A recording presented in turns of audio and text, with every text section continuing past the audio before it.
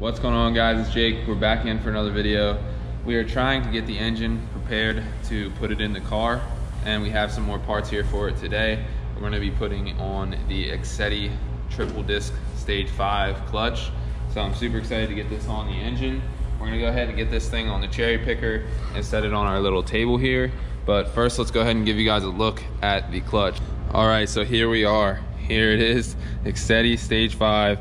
Super nice piece here, and I think it's rated for almost 800 foot-pounds of torque, so it'll definitely be good for everything we want it to be. Let's go ahead and get this thing on. I've actually never done one of these, so it's going to be a learn as we go type process, but we'll definitely get it on, show you guys little tips, tricks, anything I figure out.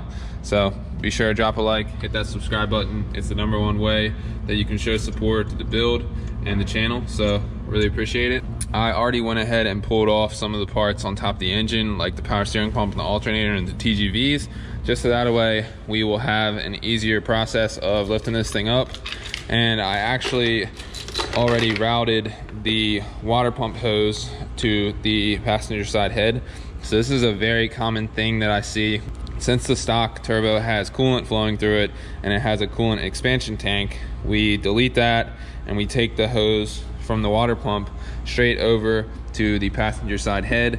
And as you can see, I have the little clamps on here that I've showed in previous videos. We used it for these too, but pretty happy with how that's routed. We also got the coil packs in and 1-step colder spark plugs. The reason why I did that was just to get ahead of the game a little bit, and also we're gonna be running the harness soon, so we're gonna need to know where the coil wire is gonna go. And we also got the cylinder 4 coolant mod on. This is really proven to help with coolant temperatures around cylinder number 4. So it's always a good idea if you're pushing a little more power, and even at stock power levels, it's a good idea. But I'm gonna stop rambling on. We'll get into this install, so stay tuned.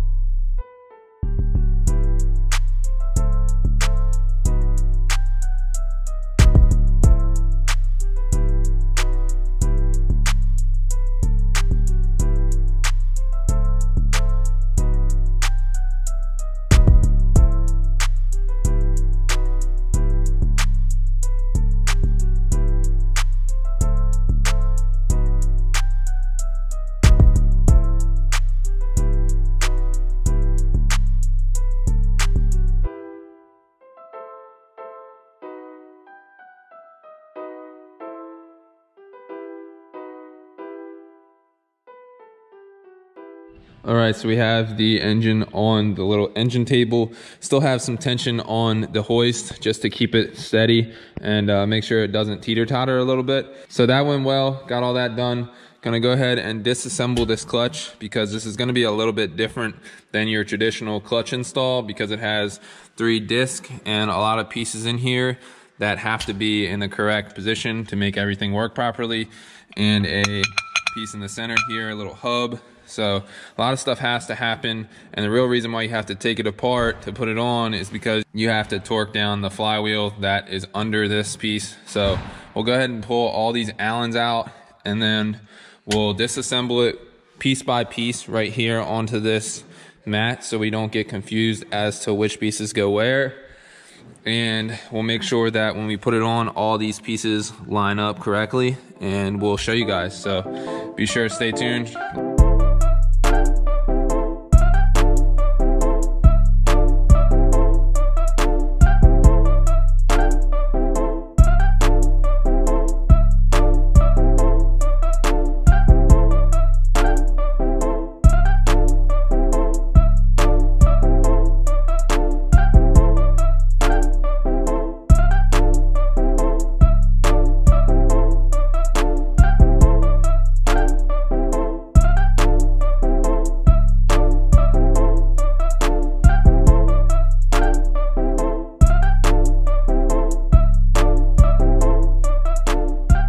Alright guys, so we disassembled the clutch in the order it came apart. So this will have to go in the engine first, then that piece, then that piece, then that piece, then that piece, then that piece.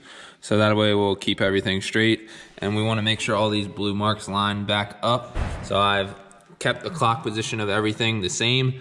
Now we're going to go ahead and get this flywheel bolted onto the back of the engine. I'll put a little time lapse up, and I'll put up how much the torque spec is. And we're going to be also putting some blue Loctite on these bolts. So just keep that in mind. That's a great idea to put blue Loctite on, because I have heard many people have problems with them backing out. So we'll do that. We'll get this flywheel on here. Then we'll go on to the rest of the parts and show you guys. So stay tuned.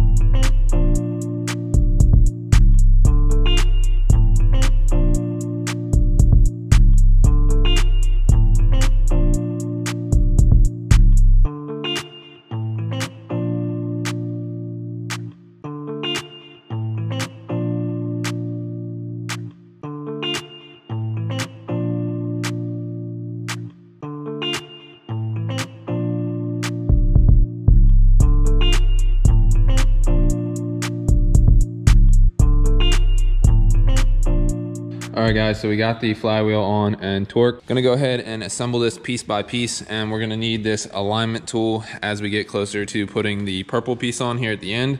So gonna line up all these blue marks. Everything's the same way as how I took it apart, so shouldn't have too much issues here. Just getting the hub and the alignment tool right.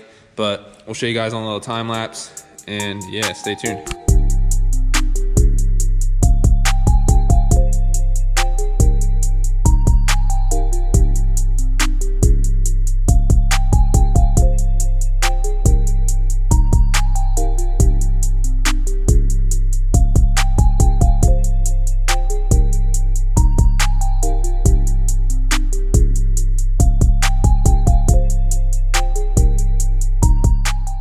Alright guys, so you might be wondering why I have the whole clutch back off after you just saw me put it on, and that is because I forgot to put the pilot bearing in the back of the crank, so my alignment tool was all wacky and it wasn't working properly because these do not come with the pilot bearing already installed. So we're gonna go ahead and get this pilot bearing installed.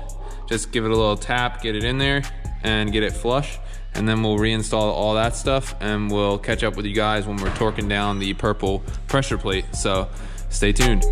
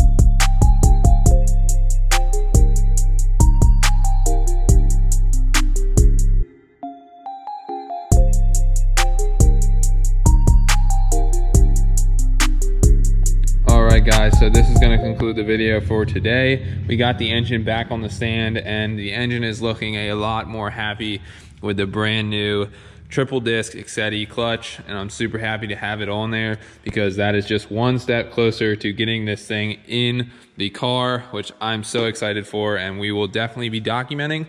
So if you guys like the video, be sure to drop a like, hit that subscribe button. We'll be back for more content soon. We will be revealing the intake manifold, the turbo option, and yeah, super stoked to show you guys. So be sure to drop a like, hit that subscribe button. We'll see you guys in the next one.